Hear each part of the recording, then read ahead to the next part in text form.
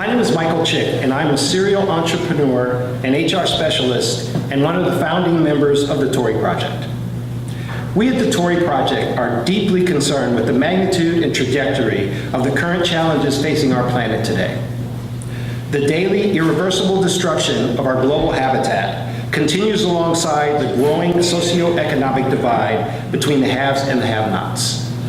Our mission is to accelerate the global adoption of a more conscious form of stakeholder-focused capitalism. And our foundational belief is that education must play a crucial role in this process. Today you'll have the opportunity to hear from another Torrey Project founding member and my friend, David Ferran.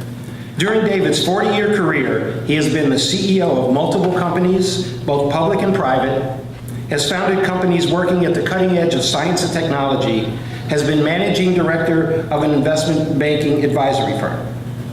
David also serves as a board member of a global nonprofit dedicated to feeding the hungry and serving the needy both here in the US and around the world.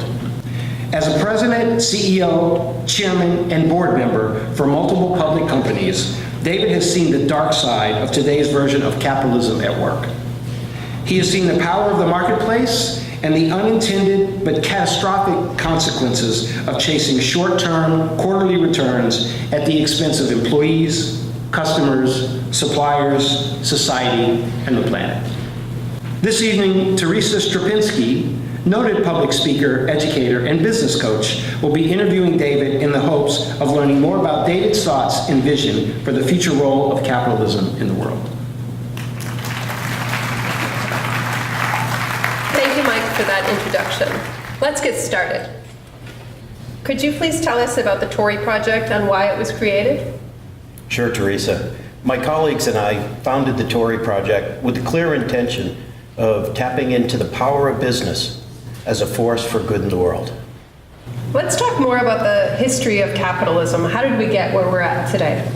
Sure. Shareholder focus, which has resulted in what's now known as shareholder primacy model, really didn't catch on and take root fully until approximately 1970, when the world-famous economist Milton Friedman published his article in the New York Times saying that the business of business is to make money for the shareholders. And it was pretty much full stop. Like, that is the responsibility of business. And that really has led to Wall Street and basically the entire business world adopting this concept of shareholder primacy, short-term results, everything focused on the shareholders, and really at the expense very often of all of the other stakeholders in the business. Can you expand on how technology and capitalism plays into this whole model?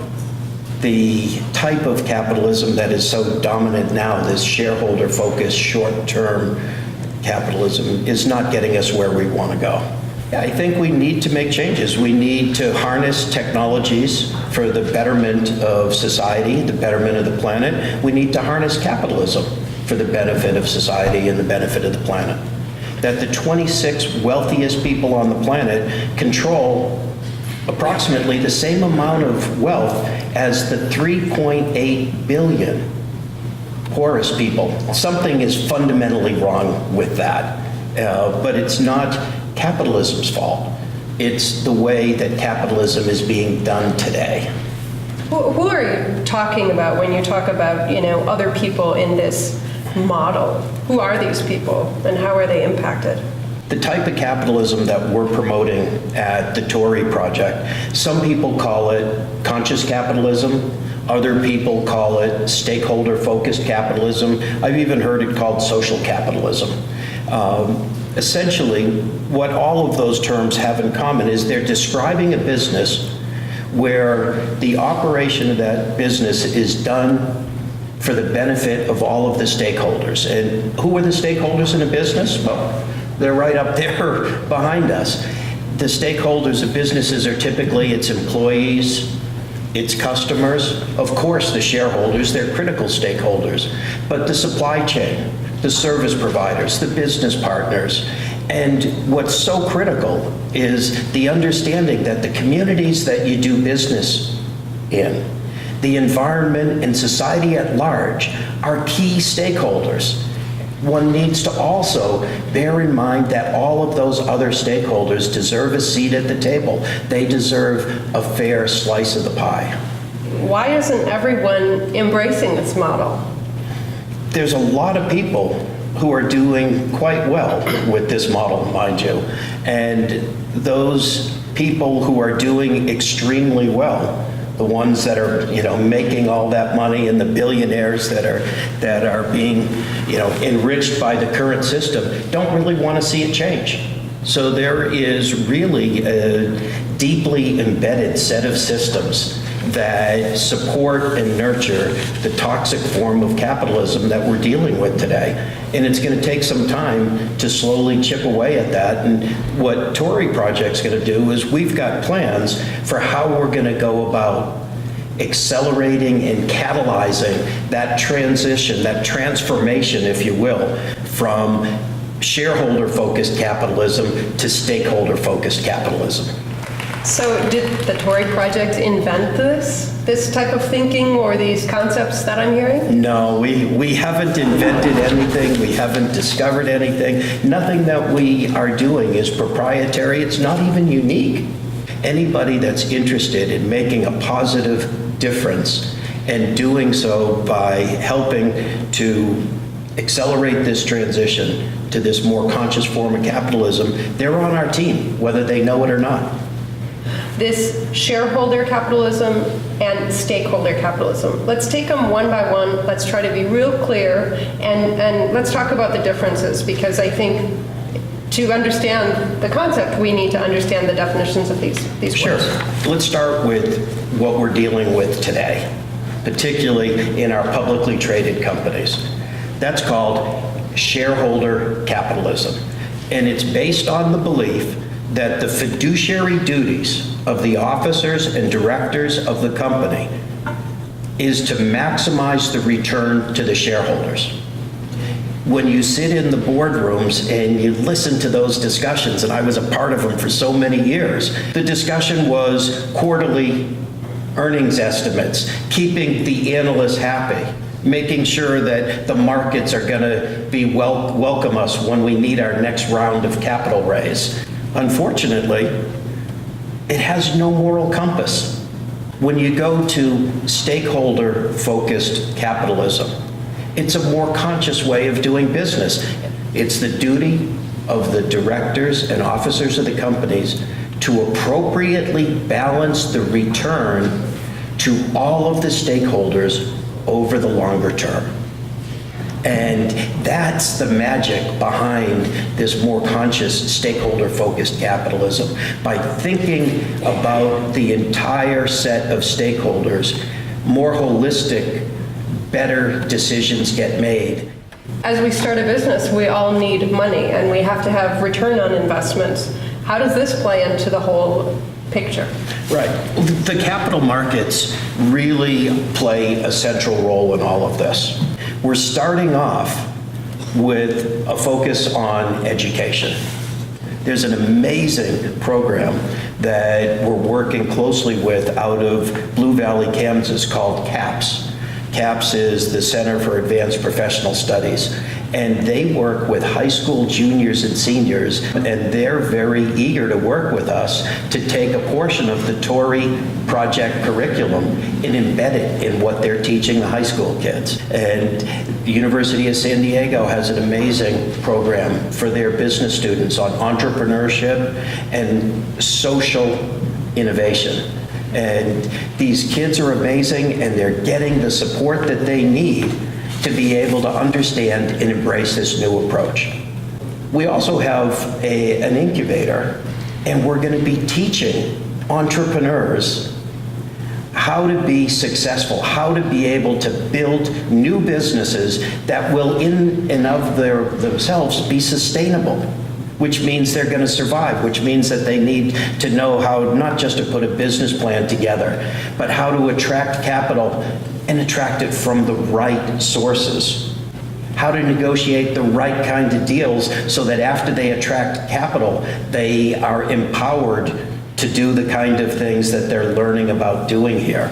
But at the end of the day, it all comes to nothing if there isn't the capital available to build their business. And that capital starts out typically from angel investors to venture investors to private equity investors, and then leads you to the public markets. Torrey's incubator sounds definitely interesting and doable. The high school program makes a lot of sense, start young. But the mission to impact investment and capital flow, how is this going to be possible? It's certainly not going to be easy, and it's certainly not going to happen quickly. I recently got involved with an organization over in London called the PRI Academy. PRI stands for the Principles of Responsible Investing. Wow. And what they're doing is they're reaching out to the funds that control capital around the world.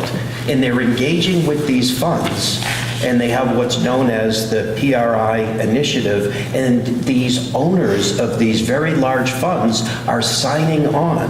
And what they're signing on to is dedicating a portion of the money that they have under management to socially responsible investing. And this is a big deal. When I took a look at it and I got involved with them, I was shocked and really happy to see that CalPERS, right here in California, the largest pension fund in the world, is actually a big supporter of this movement towards directing the flow of investment capital towards socially responsible companies. So some really big people are starting to get it. But there's something that has to happen, or all of this doesn't make any sense. So what I'm talking about is Wall Street. I'm talking about NASDAQ. I'm talking about the New York Stock Exchange and the other major stock exchanges. Have we seen companies going public on the New York Stock Exchange or the NASDAQ that are public benefit companies that are throwing out that old shareholder model and embracing this more conscious form, this stakeholder-focused form? Heck no. The good news is there's some people out there trying to change it right now, and nobody seems to know about it.